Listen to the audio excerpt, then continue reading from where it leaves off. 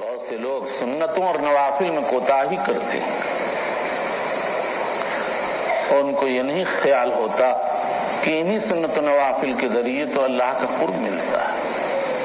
ہم جب بچے تھے چھوٹے سے تب تو عشاء کی نماز 17 رکعت پڑھتے تھے اور جب والد صاحب کو دیکھا تو 9 رکعت پڑھنے لگے، 8 رکعت حذف۔ سمجھ میں آیا نا بھائی؟ اور اس کے بعد جب تک ضیاء العلوم میں تھے ہر نماز کے بعد تسبیحات فاطمی پڑھتے تھے۔ جب مظاہر العلوم میں آئے اور وہاں الدعاء السری المختصر دیکھی تو وہ بھی چھوٹ گئی،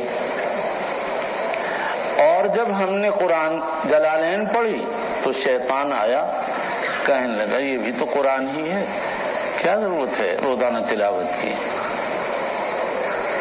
حذف، وہ بھی چھوٹ گیا، سب چھوٹ گیا۔ وہ تو پھر رحمت الہی کو کچھ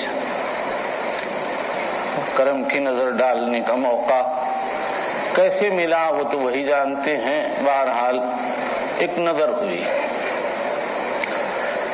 حضرت مولانا اسد اللہ صاحب رحمت اللہ علیہ کی نظر ہوئی، بس پھر سب شروع ہو گیا کہ یہ کون تھے؟ ایک بزرگ تھے ہمارے علاقے میں، حضرت اقدس تھانوی رحمت اللہ علیہ کے خلفاء میں ہمارے مدرسے کے ناظم تھے۔ ان کی قوت قلبیہ سے کم لوگ واقف تھے۔ ہمارے حضرت رحمت اللہ علیہ کو بھی نہیں اندازہ تھا کہ اتنے بڑے آدمی۔ اندازہ جب ہوا جب اسرائیل کی جنگ ہوئی مصر سے، تو ان بزرگوں نے ختم بخاری کی مجلس رکھی۔ بالکل عصر کے قریب حضرت تشریف لائے ناظم صاحب اور فرمایا بچوں دعا کرو۔ یہ لفظ کیا تھا؟ جیسے معلوم ہوتا ہے کہ لوگوں کے قلوب پر بجلی گر گئی اور ہمارے قلوب نکلے جا رہے تھے اندر سے، اور شاید 1.5 منٹ گزرے ہوں گے۔ بچوں بس ایسا معلوم ہو کوئی دریائے رواں کے سامنے سد سکندری حائل ہو گئی۔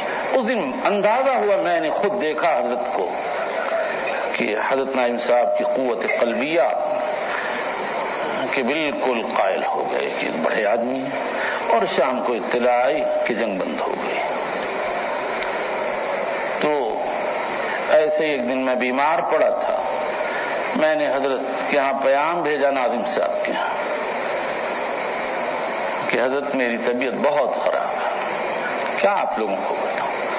فرمایا میں تم سے غافل نہیں ہوں، بھی یہ کیا چیز تھی میں نہیں جانتا، میرے سارے وجود میں کوئی چیز اندر چلی گئی اور میرے سانس سے، آنکھ سے، منہ سے نفی اس بات جاری ہو گیا۔ سمجھ میں آیا نا؟ اور ان کی بہت سی ایسی باتیں ہیں جو کہنے کی نہیں ہیں، تو اصلاً تربیت باطن ہمارے حضرت ناظم صاحب نے ہماری کی۔ ایک دن بلایا، کیا ان کی کرامات بیان کروں؟ میں عصر کی نماز پڑھ کے سلام پھیرتے اندر بھاگ جاتا تھا مسجد میں، اور 1 رکوع 2 رکوع پڑھتا تھا۔ حضرت نے فرمایا میاں یونس کو بلاؤ، میں گیا۔ فرمایا جب دعا کرو تو دل لگا کر کرو۔ میں اندر چلا گیا، پھر فرمایا بلا کے لاؤ،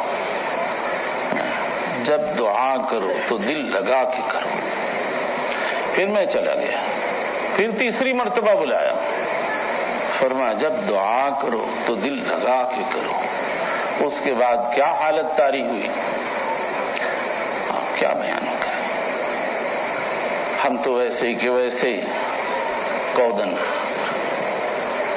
لیکن جو چند دن میں حالت گزر گئی وہ جس پر گزری وہ جانتا ہے، اور جس نے ایسے کر کے ختم کر دیا وہ جانتا ہے۔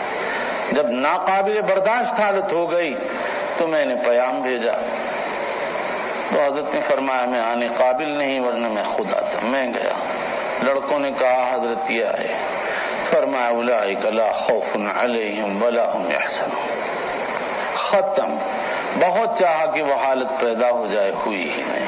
بس ایک لفظ میں سب ختم ہو گیا کہ وہ کیا حالت تھی.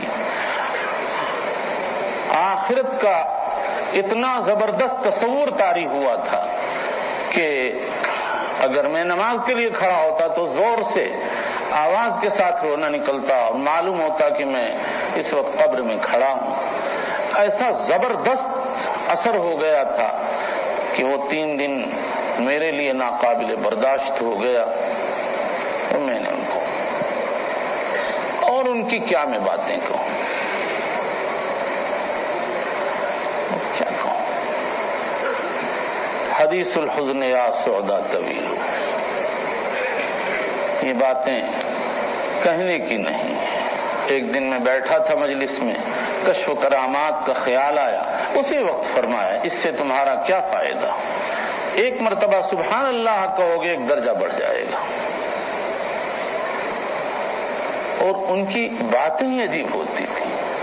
ما رأیناہ سقطت لہ دعوی وللہ الحمد. ایک مرتبہ جب میرے حج کی بات چلی, حضرت رحمت اللہ علیہ بھی چاہتے تھے کہ حج میں جائے, لیکن مجھ کو اپنے حالات کی وجہ سے پریشانی لاحق